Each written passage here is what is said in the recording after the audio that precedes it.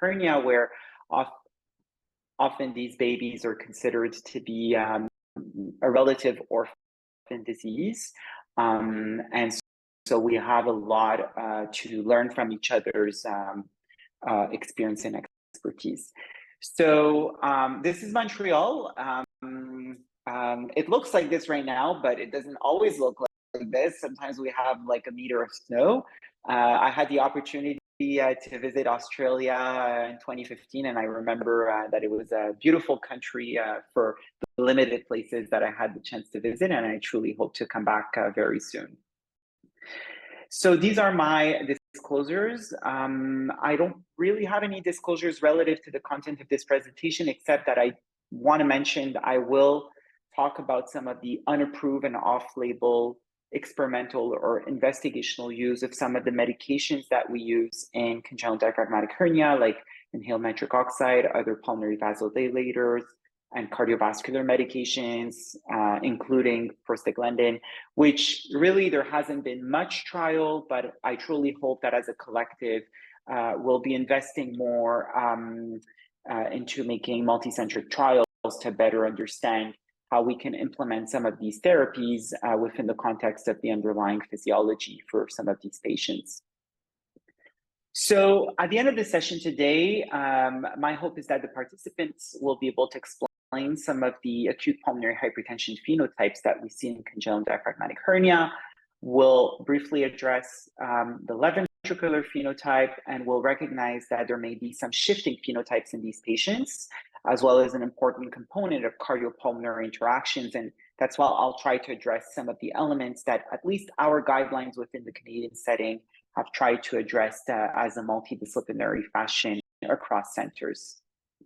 So I put here the QR code. You're all welcome to scan it. It brings you directly to the collective work we've done in 2023, which was led by Dr. Pramod Puligandla, who's been, for me, a mentor and quite a source of inspiration. He's a pediatric surgeon and pediatric intensivist, and has really, got the whole community of physicians that are involved in the care of congenital diaphragmatic hernia across the country in Canada, and really made a systematic process to try to align some of the practices, both within the perinatal context, the postnatal context, as well as in the long term and during the follow-up, where we know that there's a huge lack of data about what is the trajectory of these patients, what are patient and parent meaningful outcomes that we should be looking at, and the type of resources that we should be investing to support these children as they grow. Now, today, I won't necessarily address all the part about the long term, but I'll try to at least touch base on immediate management of these patients in the way that actually the guidelines have been put together. My role was really focused on the aspect of cardiovascular management, but I was obviously part of the whole discussions for all these different aspects. So I'll start by briefly mentioning what is congenital diaphragmatic hernia, or CDH.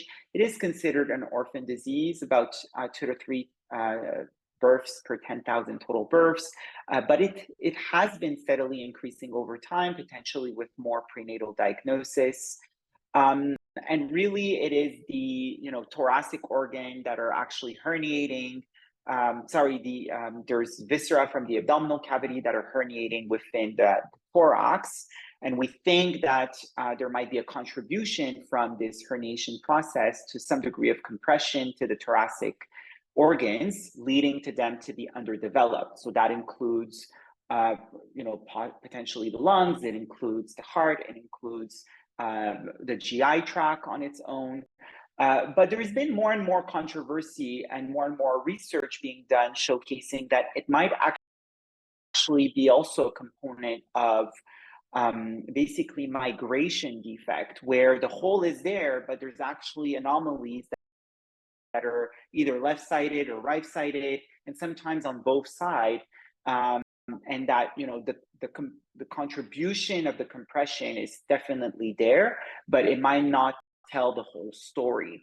And why I say that is that we know that from pathologies, these lungs are abnormal, not just within the ipsilateral side, but also on the contralateral side of the defect, which may mean that there's more to the story than just a compressive effect. There might be an element of actual embryogenic anomalies, vascular anomaly, and as well as potentially epigenetic phenomenon. And so there's a lot of research trying to define better these mechanisms so that we can eventually have better therapies for these patients.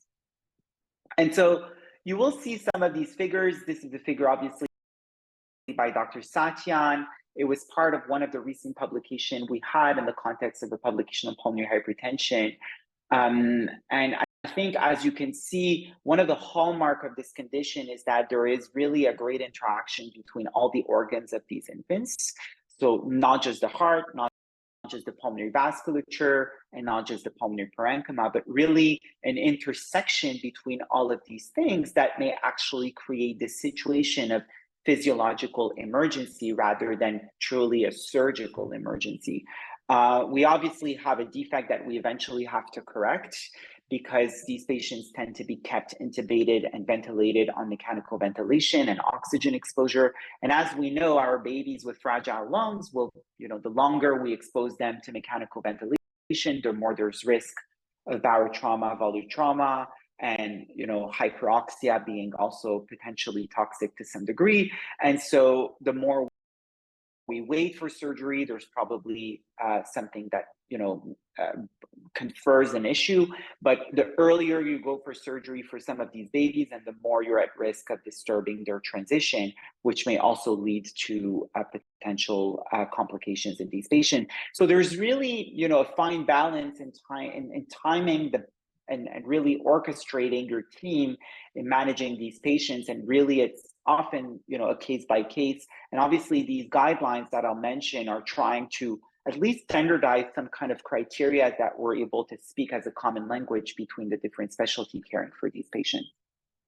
So if we strictly look at the lungs, the heart, and the vessels, we know that these patients have some degree of abnormal and hypoplastic fragile lungs, which may be further injured by some of the interventions that we're doing to try to maintain these patients alive.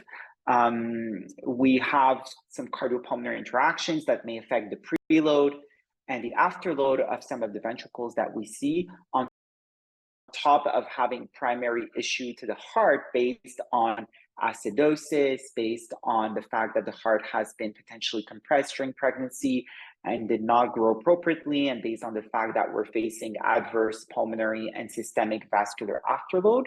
And there's probably also a component that there might be adverse right and left interactions of the heart, where sometimes, and we'll discuss this further, the left heart is being impacted in terms of size and function. And obviously, many of these patients have what we call pulmonary hypertension, or an abnormally high blood pressure in the pulmonary vasculature that may be secondary to many mechanisms, one of them being potentially high pulmonary vascular resistance, one of them being an underdeveloped pulmonary vasculature, so there's a fixed component, and one of them probably being a drainage issue where these patients have some degree of pulmonary venous congestion. And so that's where it becomes important to better phenotype each patient, and more challenging when we try to better study these patients as we clump them into different boxes. And as we know, at 3 a.m., every baby is quite unique in the interventions that we do. So if we go back, CDH has been more and more a diagnosis that we are able to pick up in the prenatal life. It's obviously sometimes more challenging when it's a right-sided CDH because the lung is compressed and has a bit of the liver texture. And so traditionally, a lot of the prognostic factors that we've been using have been based from a large input of the information that we get from the left-sided literature. But there's more and more data outlining also the particularities of patients with right-sided CDH. And so the traditional markers that we've been using, and that at least our guidelines are using to provide some guidance to care in fetal life, has been the observed unexpected lung to head ratio, which, you know, the most severe being less than 25 and the best being above 55.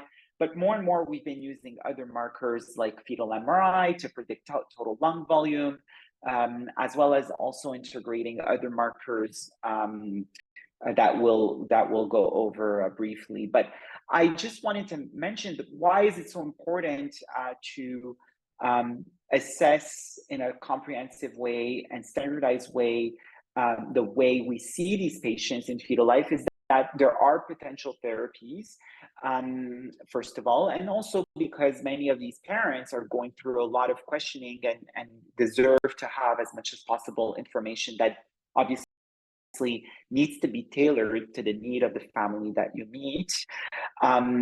We know that the group from Dr. Depre published about 2 years ago the total trials where there was fetal tracheal occlusion across a multicentric fashion. These are not perfect trials. They were done across a very prolonged period of time for recruitment purposes. But there are definitely signals that there's potential advantage, especially in the severe CDH fetal phenotype. Now, we don't know if these therapies are actually just improving the overall survival, but also improving the pulmonary hypertension or improving the cardiac phenotype in the long run for some of these babies. But at least there was a signal towards survival. And I think that's definitely one of the outcomes that's been rated quite important for families and for healthcare professionals. So these are some fetal cardiac markers that's been described in the literature. I would say it's been now more than 10 years that we've recognized that some of these babies actually have abnormal growth of some of the left-sided cavities. This is either because there's underfilling of the cavity, but there could be also a component of how there's streaming of blood flow within the heart of the fetus, leading to abnormal growth, as well as a primary issue to mesenchymal migration towards this left ventricle or compression of the left ventricle by the extra cardiac organs, leading to this phenotype of smaller LV. And while this has not trickled in many of our fetal prognostication markers, more and more data are showing that these babies having less desirable outcomes are actually those with smaller mitral valve and smaller left ventricle and smaller fetal aortic valve, outlining that there might be a more severe LV phenotype in these potential babies. The other fetal markers are, polyhydramnias because of a compression effect. Chromosomal anomalies are obviously bringing another layer of complexity. Liver herniation has been something that's been described, and the total volume of the liver herniation is something that we sometimes look onto the MRI. But the issue with liver herniation is that it is a dynamic process and sometimes might be missed. There are other things like obviously having extrapulmonary malformation, like significant congenital heart defect. There's been, case series of patients with, for example, single ventricles and hypoplastic left heart syndrome, which becomes very complex to palliate towards a single ventricular palliation when you have a primary pulmonary vascular issue, because eventually this single ventricular circulation is dependent on very low pulmonary vascular resistances. And I've listed some of these markers below, but I think the important when these patients are being assessed prenatally is to have a standardized way of doing it within your team and making sure that there's a comprehensive assessment as well as sometimes serial assessments to give a better picture towards the care team as well as the family, especially if the center caring for the patient may not have access to ECMO. And at that point, may be more desirable to have the family deliver in an ECMO center. We still are, facing a high burden of mortality in these patients. And when the mortality occurs, it is often because of, respiratory and cardiac failure, or what we call pulmonary hypertension. And so many of these patients will actually have their mortality during the first few weeks, at least the first few days, and then another bunch during the first few weeks from respiratory decompensations. And, although my topic of research and interest has been around the cardiovascular phenotypes and management, I think these babies need to be taken as a whole and as a team approach. In the sense that, family, of course, needs to be integrated, nursing, respiratory therapists, pharmacists, and every individual who will be bringing care to this family and this baby needs to be well thought out, because there's no inotropic or cardiovascular medication that will improve the outcome of your baby if you're not providing excellent, for example, respiratory and airway care. And I think that part of the advantage of putting together the Canadian guideline is that we have this protocolized way of doing things that's been advantageous to all the layer of healthcare professionals that are actually interacting with these babies and families. So I do strongly believe that there's a huge component of cardiorespiratory interactions.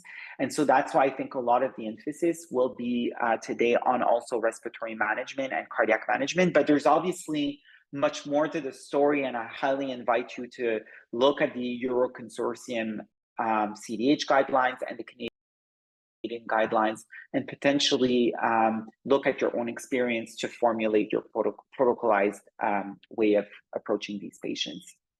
So we tend locally to try to avoid barovalvular trauma as much as possible. We are careful about secretion management, but we obviously cohort all the care we do with our nurses and team.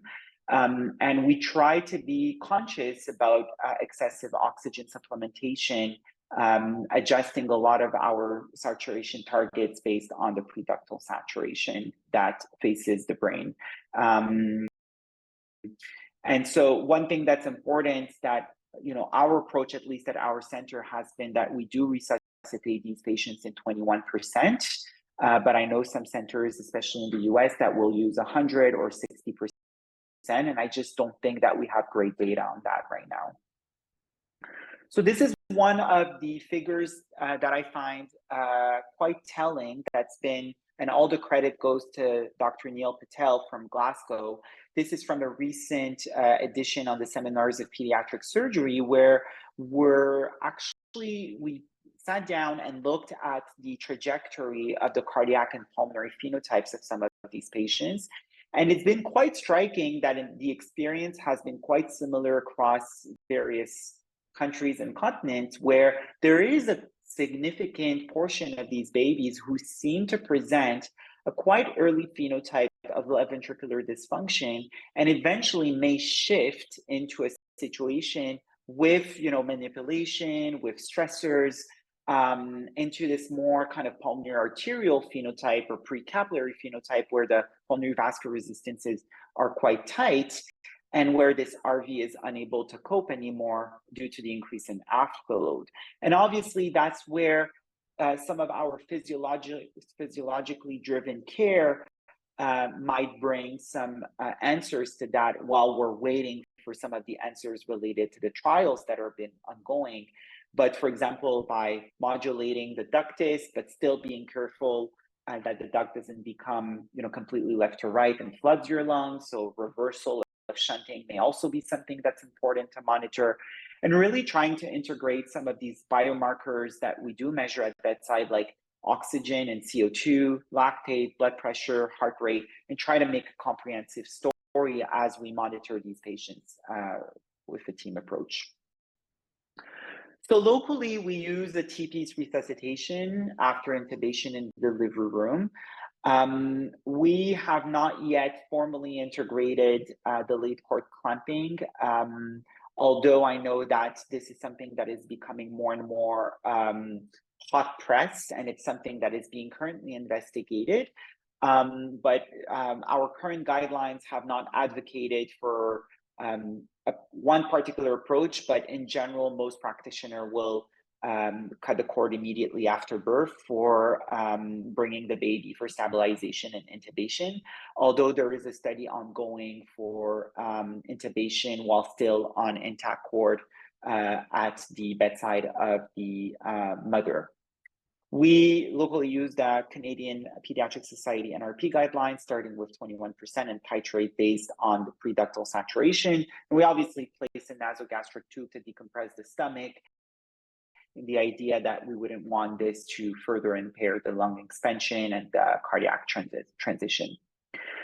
These are some of the initial parameters that we aim. So we do aim for a certain degree of permissive hypercapnia to avoid pulmonary injury, but we try to be cognizant that acidosis may also promote pulmonary vascular constriction. We definitely never aim for alkalosis or hypocapnia because of the concern that this may cause further lung injury or brain injury by vasoconstriction. So we typically will keep these patients, if feasible, between the range of 7.3 to 7.35 plus or minus the surrounding area to these values, with a range of 7.2 to 7.4. In the first hour, we do accept lower preductal sats because we think that a blue baby is better than a gray baby. So the idea is that if we seem to have good perfusion and oxygenation to the tissues, at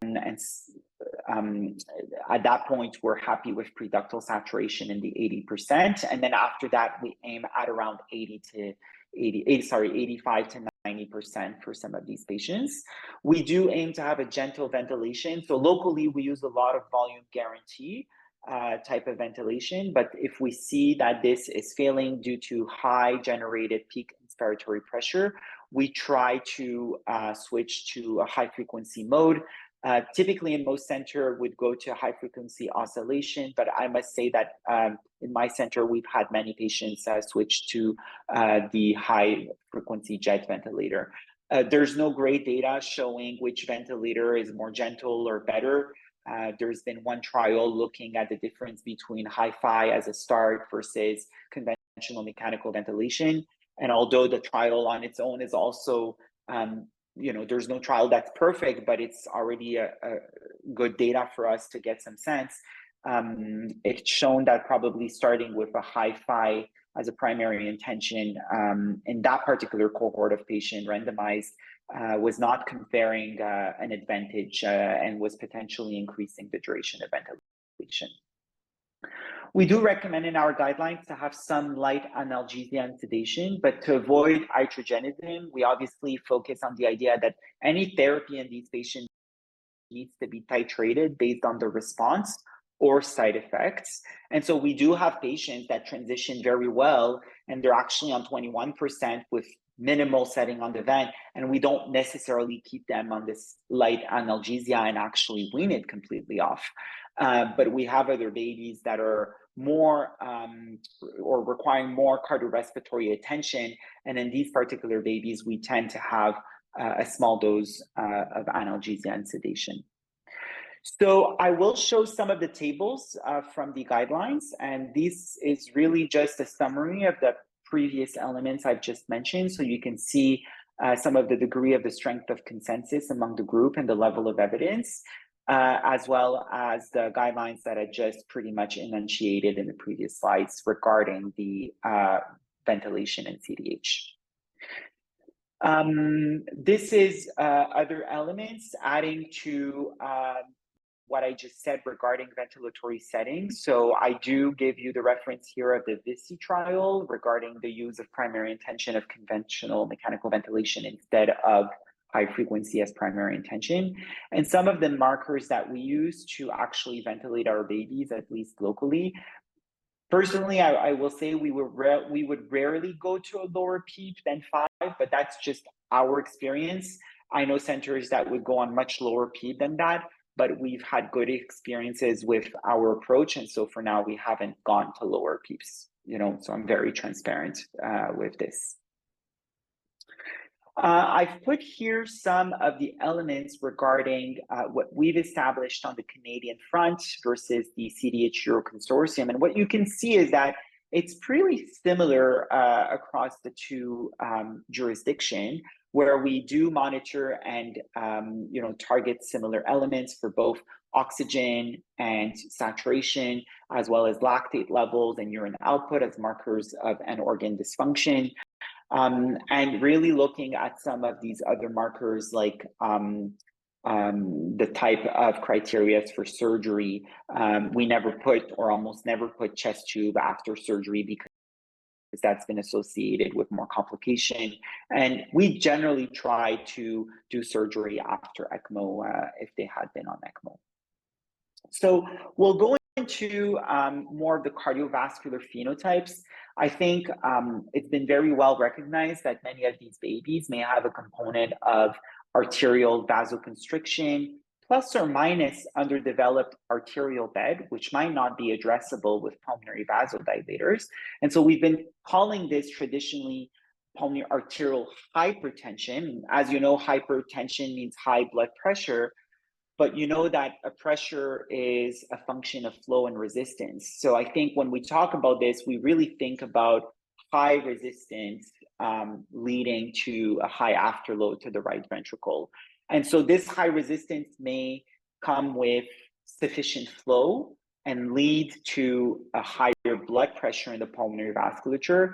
It may come with insufficient flow and actually have a pressure that is not that high.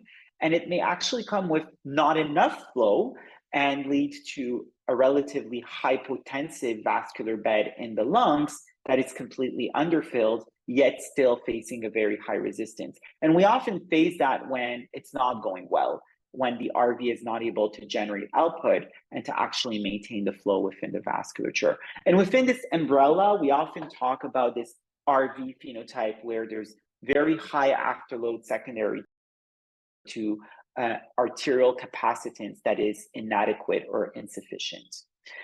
As I mentioned, in recent years, we've been realizing that many of these babies have much more than just an acute pulmonary hypertension phenotype. They have actually some intrinsic LV issues where their LV is either too small or actually dysfunctional.